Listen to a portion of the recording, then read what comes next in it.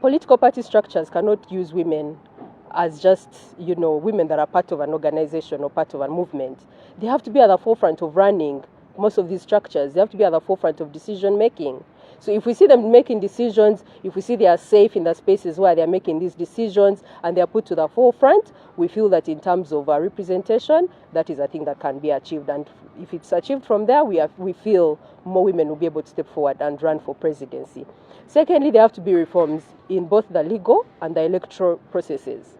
The electoral processes have so many incumbencies that still hinder young women from participating, that still hinder young people from participating in politics.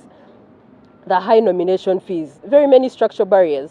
The high nomination fees, how will a young woman who is even coming from a marginalized background be able to afford 20 million for nomination fees? That's a very high fee. They do not have resources. We know that majority of them are the least paid. So how would they afford to be able to be part of these processes if they are not incentivized to be able to run? But also the violence that is associated with politics.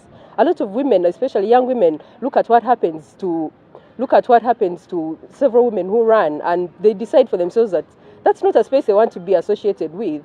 Politics is associated with risk, and it's supposed to be the other way around. Politics is supposed to be a ray of hope for so many people.